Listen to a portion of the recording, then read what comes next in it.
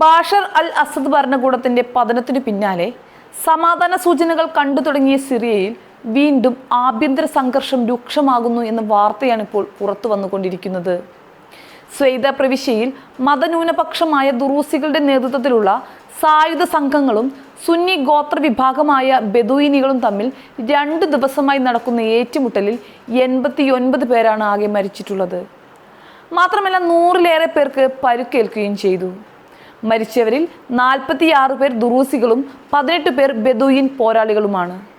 ക്രമസമാധാനം പുനഃസ്ഥാപിക്കുന്നതിനായി പ്രസിഡന്റ് അഹമ്മദ് അൽ ഷാരയുടെ സർക്കാർ മേഖലയിൽ സൈന്യത്തെ വിന്യസിച്ചു എന്നാണ് ലഭ്യമാകുന്ന വിവരം. ഞായറാഴ്ച സെയ്ദയിലെ ഹൈവേയിൽ ദുറൂസി പച്ചക്കറി കച്ചവടക്കാരനെ ബെദൂയിൻ ഗോത്രക്കാർ തട്ടിക്കൊണ്ടുപോകുകയും കൊള്ളയടിക്കുകയും ചെയ്തതോടുകൂടിയാണ് സംഘർഷം തുടങ്ങിയത് എന്ന് ബ്രിട്ടൻ കേന്ദ്രീകരിച്ച് പ്രവർത്തിക്കുന്ന യുദ്ധ നിരീക്ഷകരായ Syrian observatory for human rights പറയുകയുണ്ടായി. ഹൈവേയിൽ ബെദൂയിനികൾ സ്ഥാപിച്ച ചെക്ക് പോസ്റ്റിലായിരുന്നു സംഭവം നടന്നത്. അതോടുകൂടി പ്രതികാര നടപടിയായി ചില ബെദൂയിനികളെ ദുറൂസികളും തട്ടിക്കൊണ്ടുപോകുകയായിരുന്നു. ഒടുക്കം ഇവരെയെല്ലാം വിട്ടയച്ചെങ്കിലും ഇതോടെ സംഘർഷം പ്രവിശ്യയാകെ വ്യാപിക്കുകയായിരുന്നു. ഇരു വിഭാഗങ്ങളുടെയും നേതാക്കളോട് പ്രവിശ്യ ഗവർണർ മുസ്തഫ അൽ ബക്കൂർ വെടിനിർത്തലിന് ആഹ്വാനം ചെയ്തിട്ടുണ്ട്. ജനങ്ങളോട് സംയമനം പാലിക്കണമെന്ന് നിർദ്ദേശിക്കുകയുണ്ടായി.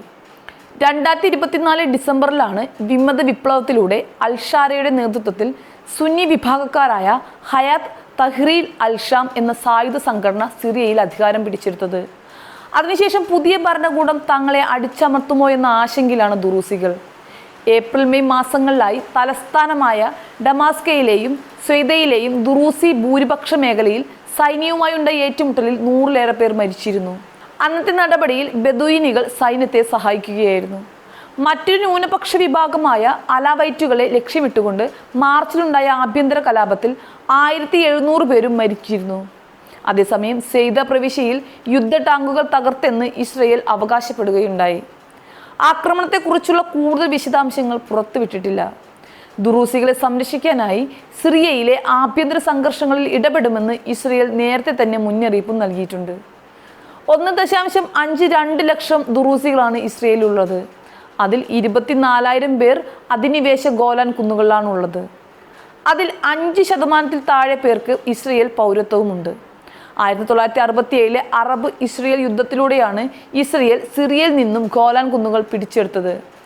സിറിയയിൽ HDSന്റെ വിമത വിപ്ലവം ഉണ്ടായപ്പോൾ ഇവിടെ സേനാ വിന്യാസം വർദ്ധിപ്പിച്ചിരുന്നു. ഇസ്ലാമിൽ നിന്ന് പിരിഞ്ഞുണ്ടായ ഇസ്ലാമിസത്തിന്റെ ഉപശാഖയായി 10-ാം നൂറ്റാണ്ടിലുണ്ടായ മതവിഭാഗമാണ് ദുറൂസികൾ. സിറിയ, ലെബനൻ, ഇസ്രയേൽ എന്നീ രാജ്യങ്ങളിലാണ് അവരുള്ളത്. 2011 ആരംഭിച്ച ആഭ്യന്തര യുദ്ധത്തിന് മുൻപ് സിറിയയിൽ 7 ലക്ഷം ദുറൂസികളാണ് ഉണ്ടായിരുന്നത്. 14 വർഷം നീണ്ട യുദ്ധത്തിനിടെയാണ് ദുറൂസികൾ സിറിയയിൽ സായുധ സംഘങ്ങൾ ഉണ്ടാക്കിയത്.